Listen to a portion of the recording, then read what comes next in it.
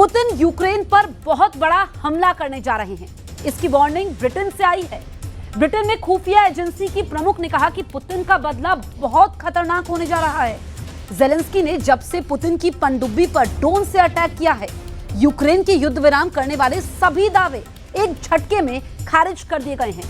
सवाल यह है कि पुतिन कहां और किस तरह बदला लेंगे।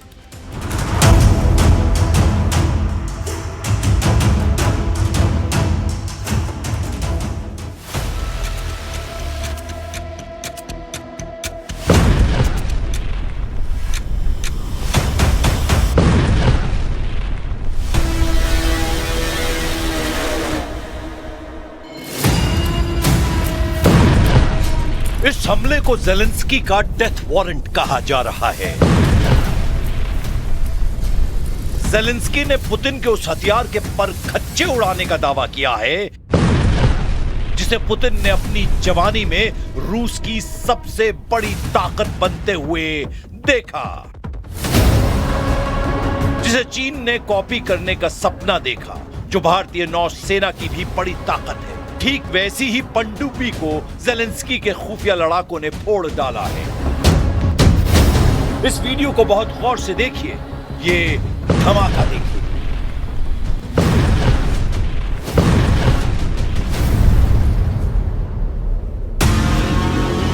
यह है रूस का नोवोरोसिस्क अड्डा। यहां खड़े हैं रशियन नेवी के कई जहाज। सबको स्कैन किया जाता है। हरे रंग में आप टारगेट को देख सकते हैं, लेकिन यूक्रेन का टारगेट बनती है रूस की किलो क्लास की सबमरीन। यह है एक डीजल इलेक्ट्रिक सबमरीन। ज़ेलेंस्की के खुफिया लड़ाके हमला करते हैं और फिर नोवोरोसिस्क अड्डे पर होता है बड़ा धमाका।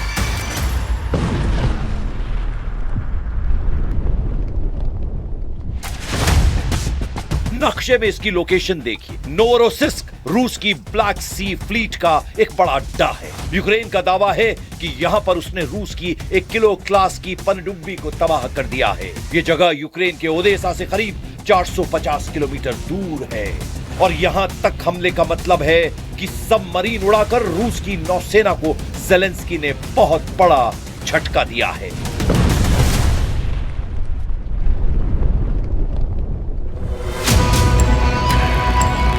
सवाल है कि क्या ज़ेलेंस्की के मुंह पर युद्ध विराम है और बगल में बम है? यानी एक तरफ वो युद्ध रोकने की बात कर रहे हैं और दूसरी तरफ पुतिन को घायल करने के लिए हर वार करने को तैयार है और लगातार कर भी रहे हैं।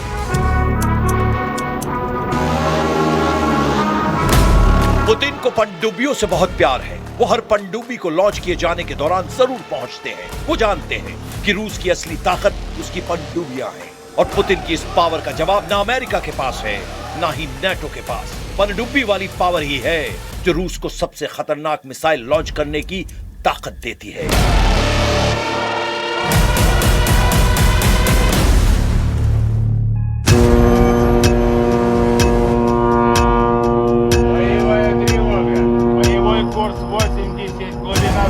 रूस की एक परमाणु पनडुब्बी से उसकी बुलावा मिसाइल लॉन्च होते हुए देखिए, आपको अंदाजा हो जाएगा कि पुतिन की फायर पावर उनकी पनडुब्बियों में छिपी है और उनकी नौसेना भी ऐसी ताकत समेटे हुए है जिसका मुकाबला करना आसान नहीं होगा। यही वजह है कि रूस की पनडुब्बी उड़ाकर पुतिन को बहुत गहरे जख्म देने की कोशिश की गई है।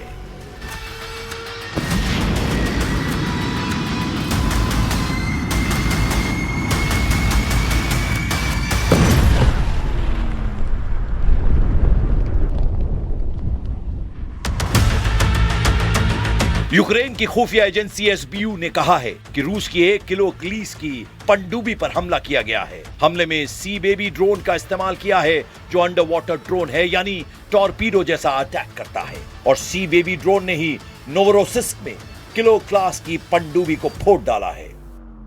Голова служби Василь Малюк рік тому започаткував саме ідею створення на основі безпілотних безекіпажних платформ Сі-Бебі, саме знищувачів морських надводних дронів. अब समंदर में ज़ेलेंस्की के बड़े बड़े हमले देखिए।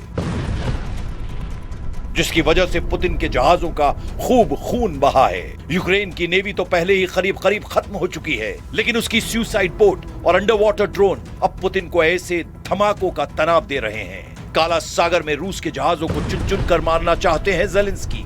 यूक्रेन ने पुतिन की कौन सी पनडुब्बी उड़ाने का दावा किया है, अब उसके बारे में जान लीजिए। आपको पुतिन का नुकसान भी बहुत अच्छी तरह पता चल जाएगा। यह है किलो क्लास की पनडुब्बी, जो रूस की डीजल इलेक्ट्रिक सबमरीन है, यानी परमाणु पावर से नहीं चलती बल्कि डीजल जनरेटर से चलती है। पनडुब्बी में लगे इंजन बिजली पैदा करते हैं और इसी बिजली से पनडुब्बी की मोटर चलती है। परमाणु पनडुब्बी के मुकाबले ये ज्यादा खामोश होती है, लेकिन जल्दी जल्दी सतह पर आकर अपनी बैटरी चार्ज करनी पड़ती है। रूस ने ऐसी कुल 70 पनडुब्बियां बनाई।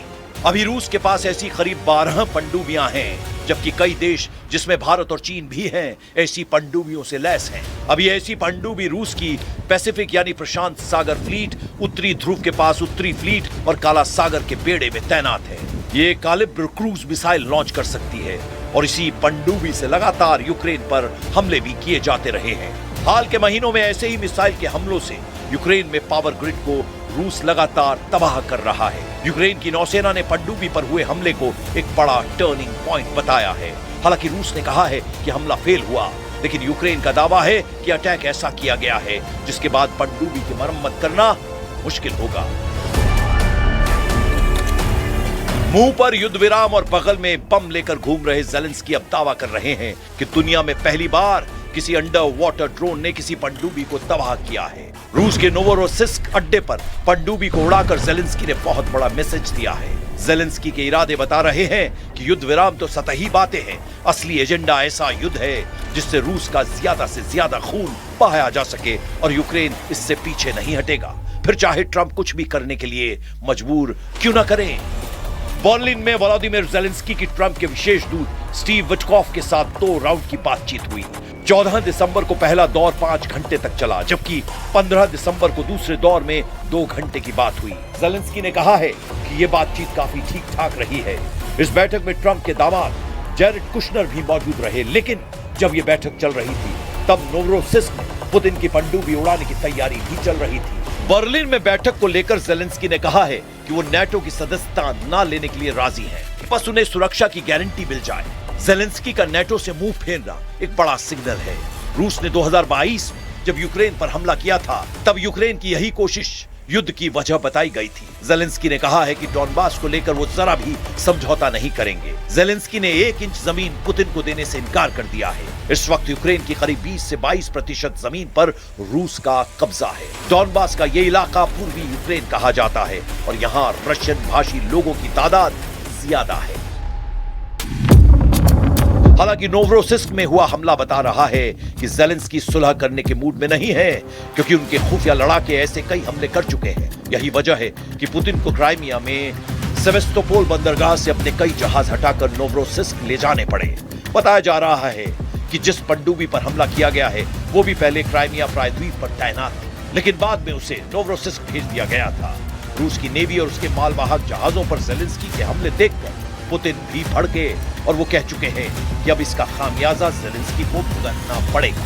यूक्रेन के सिर्फ अंडर वाटर ड्रोन ही अटैक नहीं कर रहे, यूक्रेन के ड्रोन ने रूस पर बहुत लंबी दूरी का हमला भी किया है। यूक्रेन के ड्रोन के कैस्पियन सागर में तेल निकालने वाले प्लेटफॉर्म यानी एक ऑयल रिग पर अटैक किया।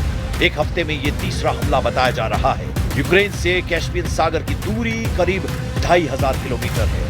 ज़ेलेंस्की का युद्ध इस वक्त यूक्रेन के मूड के हिसाब से भी चल रहा है, ऐसा कुछ पोल रिजल्ट दावा कर रहे हैं। Второе.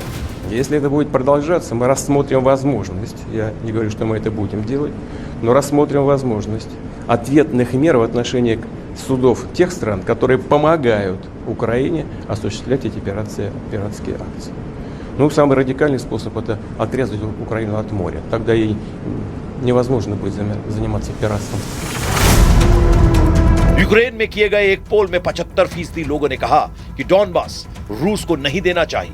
Kyiv international institute of sociology के इस पोल में ज्यादातर लोगों ने कहा कि सुरक्षा की गारंटी पर ध्यान दिया जाना चाहिए।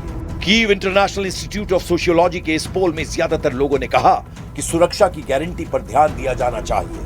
63% लोगों ने कहा कि जब तक युद्ध मुमकिन है लड़ते रहना चाहिए। हालांकि दूसरा सच ये भी है कि यूक्रेन को लड़ने के लिए सैनिक नहीं मिल रहे हैं।